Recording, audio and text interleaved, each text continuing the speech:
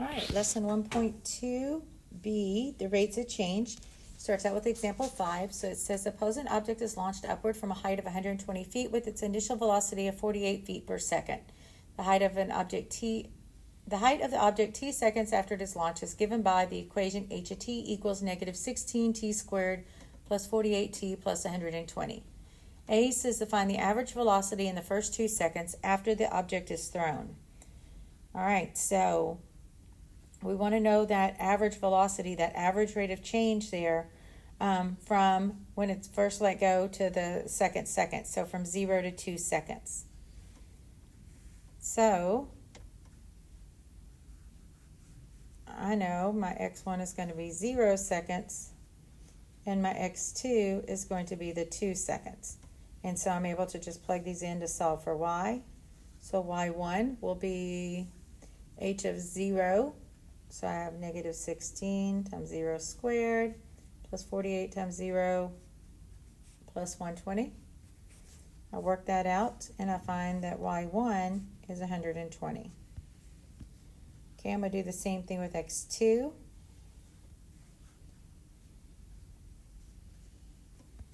And so I'm going to plug that in to solve for my second y.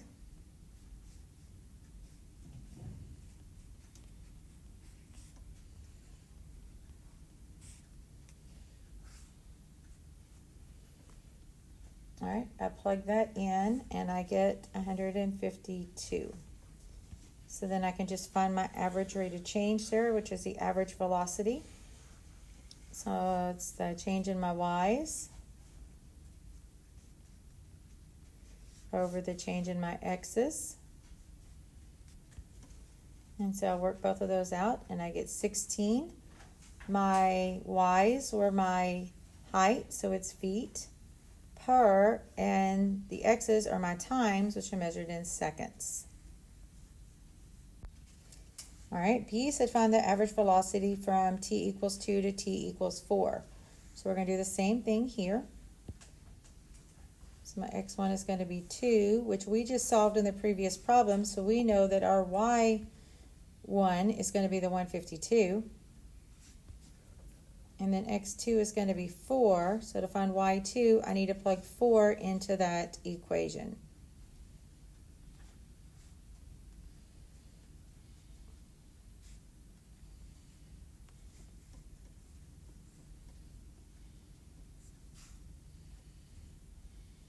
All right, so I plug it in and I get 56. So then average velocity is just that average rate of change. So again, it's a difference in my y's over the difference in my x's. So y2 minus y1 over x2 minus x1. Simplify that and I get it's negative 48. And again, it'll be feet per second. All right, example 6 says for each of the following functions, describe the average rate of change over the given interval as positive or negative. Try to do this without substituting in the values. So the easiest way without substituting in the values then will just be think about the graph of it, what that equation will look like. And I know it's been a while since some of y'all talked about some of these equations, or some of these graphs and equations. So for the first one, for A, we have y equals x squared. We know it's x squared, so it's going to be a quadratic. Positive x squared, so it's opening up, and it's centered at 0, 0, so it's going to look something like this. All right, if I'm looking from where x is 2 to x is 3, let's just say it's in between those 2 points. What do we know about that average rate of change? Well, at that point, my graph is increasing, so therefore it's going up, so therefore my average rate of change will be positive. B is a log function. So our log function, when we graph it, log functions have a vertical asymptote at x equals 0. They're going to cross right here at the point 1, 0, and so they just kind of come up like this, and then they curve over. All right, so we're looking at this graph from point 0, 1, which is just barely past 0, all the way to 1, which is where it crosses that x-axis. So we're talking about right kind of in this area where I'm kind of drawing that little squiggle line. And so I can see in that area my graph is increasing, therefore my average rate of change is positive. On C, x is in the exponent, so this is an exponential function. Because its base is between 0 and 1, it means it's going to be decreasing. Whoops. So it's going to look something like this. It's also got a horizontal asymptote here at y equals 0. So we're looking from -1 to 0, so that would be like from here to here. We can see that our graph is going down, so therefore our average rate of change is going to be negative.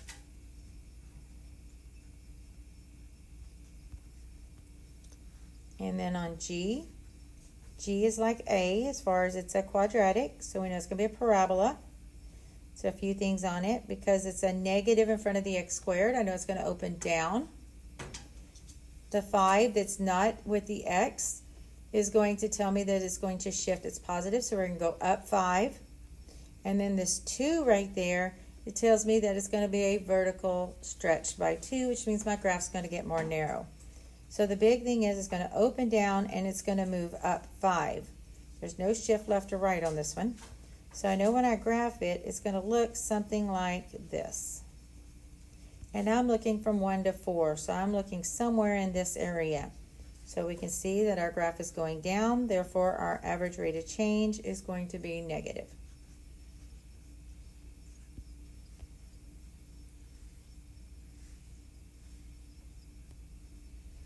All right, example 7 says let R of t be the altitude of a rocket t seconds after launch. Write an expression for the average velocity of the rocket from time t equals 5 to t equals 5 plus h in terms of R of t.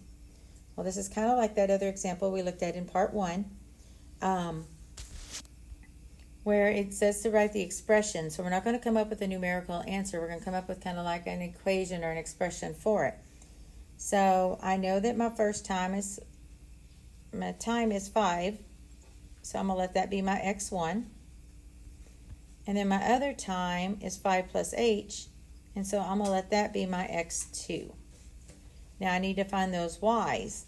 Well, I can't just come out with a y1, but I know if my x is 5, I would plug that into my equation. Well, my equation is called R of t, and in this first one, my t is 5. So my y1 is just going to be R of 5. And then my y2 is going to be R of that x2 value, which is just a 5 plus h. So when I go to do my equation, it's my y2 minus my y1 over my x2 minus my x1. Now I can't do anything in the numerator because I don't know the equation. I can't plug anything in, so I'm just going to leave it in that notation. Over, and then I can get rid of the parentheses on bottom there, so 5 plus h minus 5. Again, can't do anything with that numerator, so just leave it as it is. And I can simplify the denominator. My 5's will cancel, and I get just over h.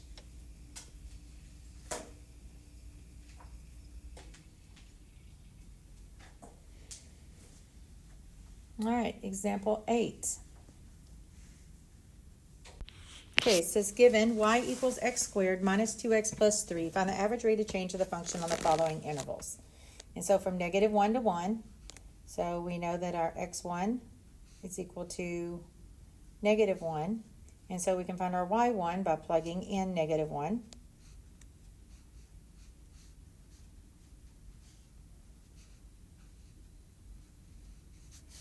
And so we work that out, and we find that our y1 is 2. And then our x2 is going to be 1. So we can find our y2 by plugging the 1 in.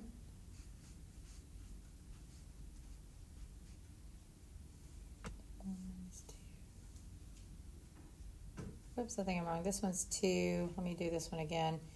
1 plus 2 is 3 plus 3. This one's 6. Sorry. And then we can find our average rate of change by finding their slope. So y2 minus y1 over x2 minus x1. And so work that out, and I end up with -2. Okay, B, I'm going to do the same thing. X1 is 1. So I could actually just look at the on A, and I know when x2 was 1, the y value was 2, so I know that y1 will be 2. And then we know that x2 is 3, so we're going to go find y2 by plugging 3 into our equation.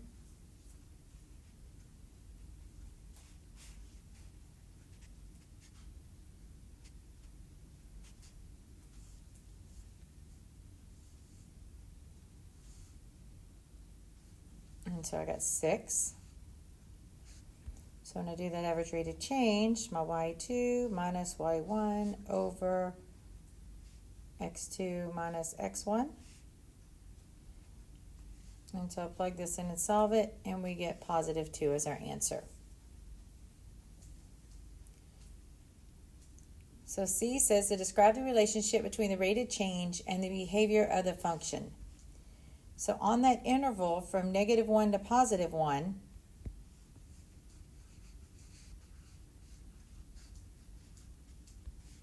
our rate of change was negative, so that meant that our function was going down, our function is decreasing. So on -1 to 1, the rate is negative, so the function is decreasing.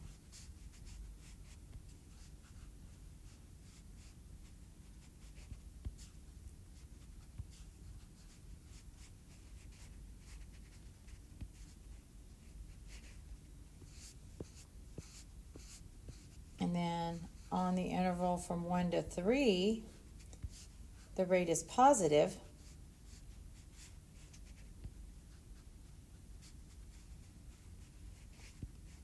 So the function is increasing.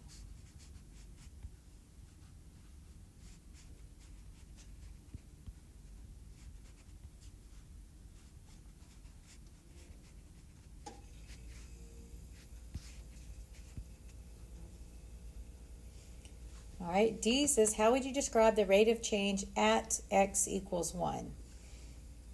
So at x equals 1, we can see that that is, well, we got to think about it. So as we're coming towards, from -1 to 1, we're decreasing.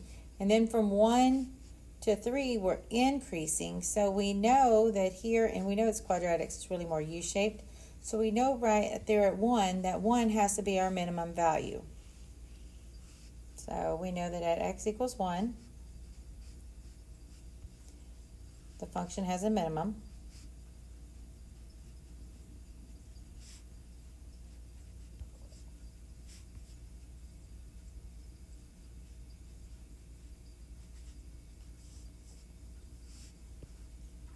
And the rate. All right, so looking back at this graph, we're going to draw in what they call a secant line. And the secant line is really what we're looking at. It's that slope of that line that connects those points. So everywhere on here, there is a secant line on this graph. And so even down here at this point, when x equals 1, I have a secant line that's just going to touch that one point, and that's it. And so that secant line, we can see there, has a slope of 0. So at x equals 1, the function has a minimum, and the rate is 0.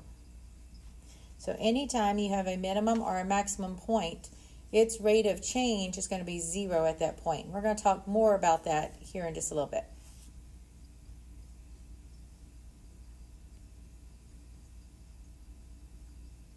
All right, example 9.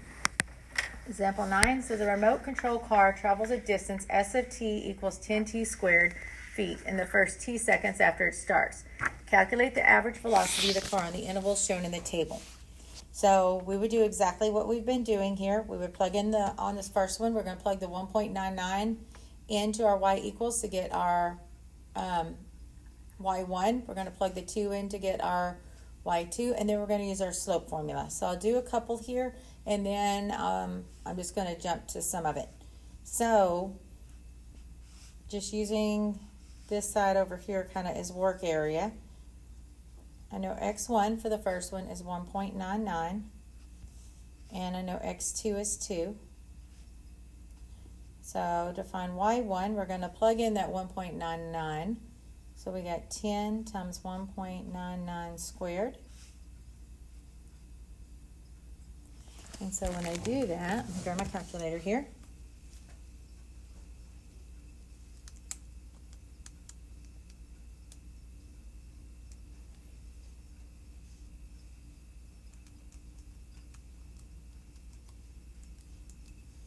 I got 39.601. So then my y2 is going to be 10 times 2 squared.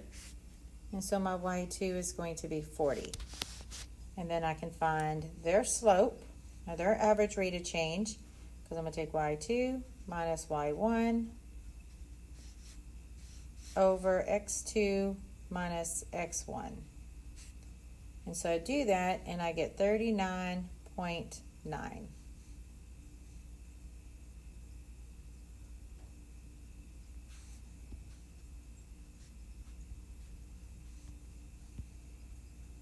All right, for the next one, I'm going to do the same thing. I know my x1 is going to be 1.999. My x2 is going to be 2. Well, I already know my y2, then it's going to be 40 because I just worked that one. Here, my y1, I've got 10 times 1.999 squared.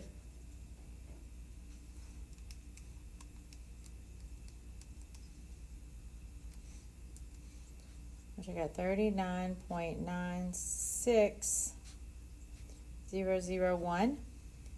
And then I'm going to do my y2 minus my y1. I'm not rounding because this is not my final answer, so I'm using the entire answer, over x2 minus x1.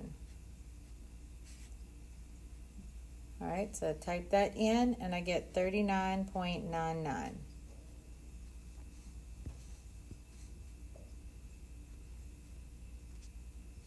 All right, and then I would keep doing that for all of these others, okay?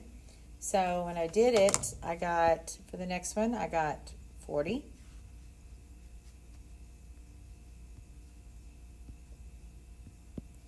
Then I got 40.01, 40.1, and then 41. All right, now so based on your calculations, can you approximate the exact velocity of the car at 2 seconds after it starts?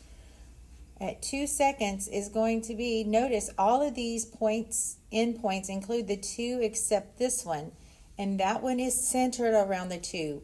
1.999 is 0.001 before the 2, and 2.001 is 0.001 after the 2. That's going to give us the best approximate for that exact velocity. So our velocity at t equals 2 seconds is approximately,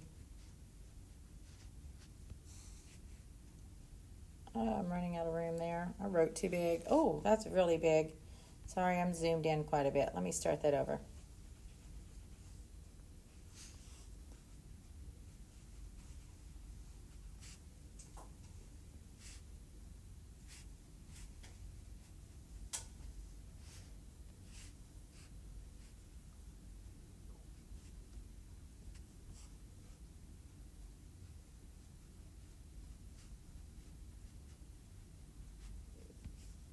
So it's approximately the 40, and the velocity is measured in feet per second because the y's are in feet, and our formula is the distance, and our time is in seconds.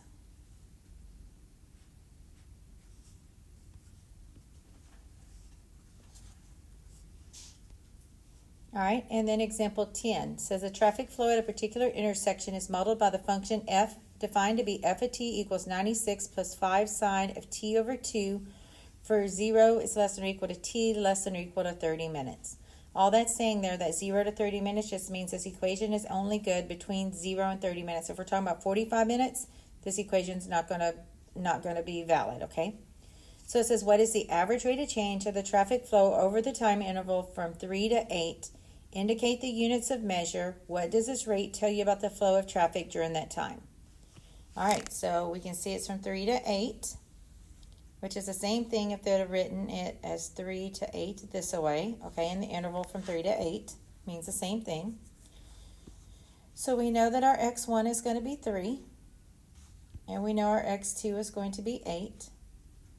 So I'm going to plug those into my equation. So y1, so I'm just going to type in my calculator, 96 plus 5 sine of my t, which is my 3, divided by 2 then.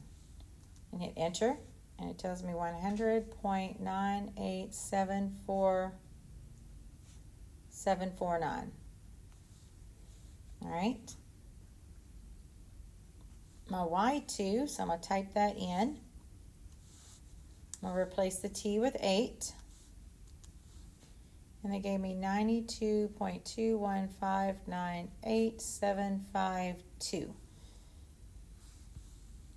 All right, now then I'm just going to find that average rate of change. So I'm going to take my y2 minus my y1 over my x2 minus my x1. And I wrote y2 minus y1 because I'm going to just use what's in my calculator here to do it. So I'm going to go back up and I'm going to hit the 92.21 number minus, I'll go back up and hit the 100.98 number and divide that by the 8 minus 3.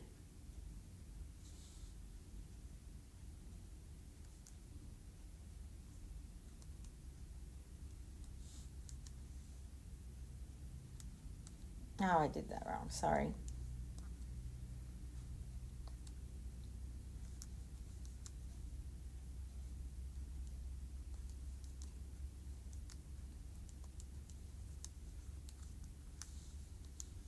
And I got negative 1.754. Now that is my answer, so I'm going to go ahead and round it to the 3 decimal places, okay?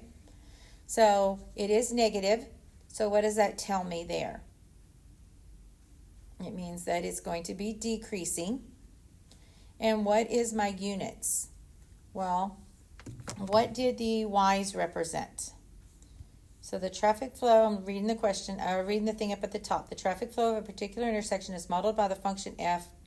So it's the traffic flow. So it's the number of vehicles, right? So it's the number of vehicles per, and my input, the 8 and the 3, were the seconds. So this is vehicles per second. I'm sorry, I lied. That's per minute. Minute.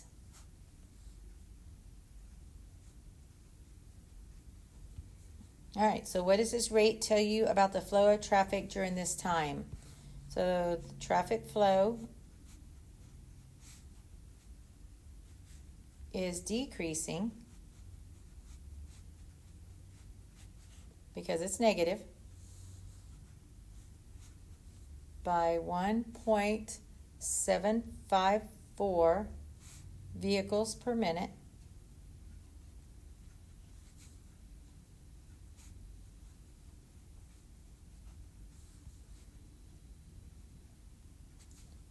From 3's less than or equal to t less than or equal to 8. B says, is it possible to find the rate of change at a specific time, why or why not? So we can estimate over a small interval, but at the specific time, we can't do it because that would cause, say it causes division by 0.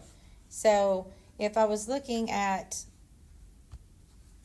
let's just say 2 minutes, and I have whatever, and then 2 minutes, because that's the exact point, right? When I go to do my equation for that average rate of change, in the denominator, I'd have 2 minus 2, which is 0, and remember, we can't divide by 0. So we can estimate over a small interval.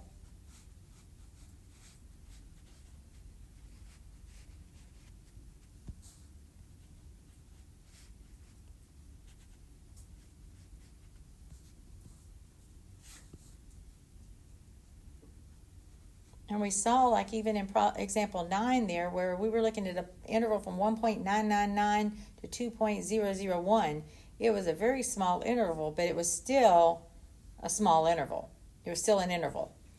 All right, so we can estimate over a small interval, but at a specific time,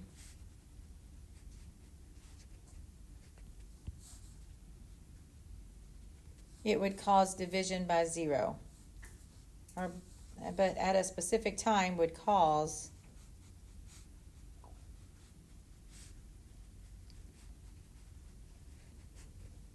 division by 0. All right, it says on C, it says let's explore the rate of change at 2 points over small intervals. Estimate the rate of change of traffic flow at t equals 8 by finding the average rates from 3 different intervals, from t equals 8 to 8.1, t equals 8 to 8.01, and t equals 8 to 8.001. All right, so from 8 to 8.1. And so I'm going to do this. We're going to find our function at 8.1. We're going to subtract out the function at 8. Just kind of writing it like we did on a couple of the examples with just the function notation, because then I'm going to plug it just in my calculator to get the numbers. All right, over the 8.1 minus 8. All right, so I've got my equation.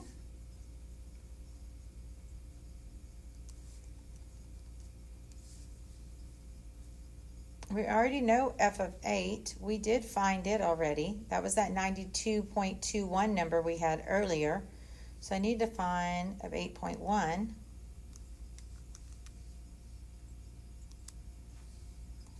So I'm going to take that number minus, I'm going to plug in the 8.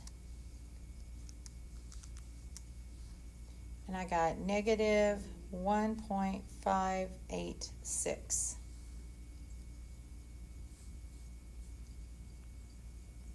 And then when t equals 8 to 8.01, so f of 8.01 minus f of 8 all over 8.01 minus 8.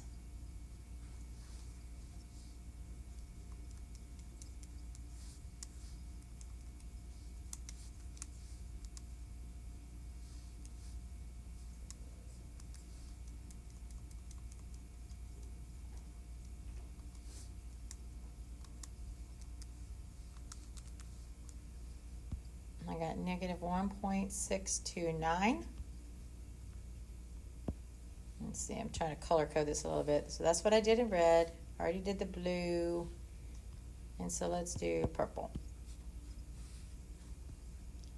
So we would have f of 8.001 minus f of 8 all over 8.001 minus 8.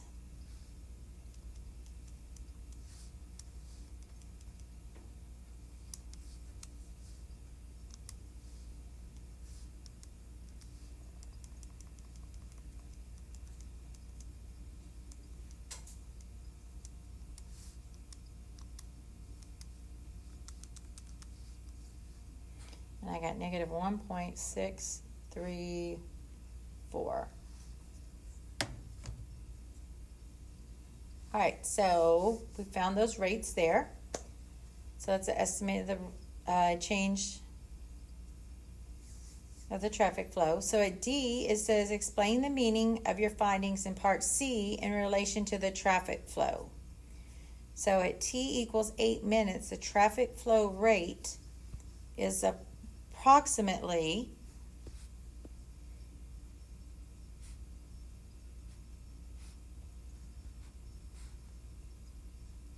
t equals 8 minutes. The traffic flow rate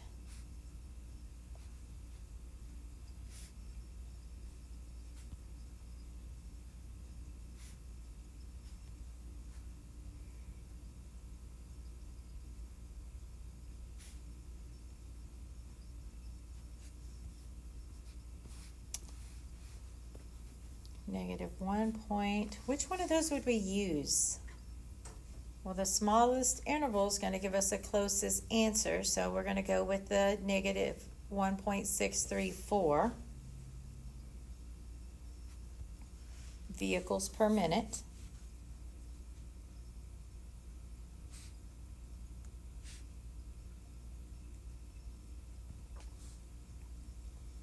Which means that the traffic flow is decreasing at that time.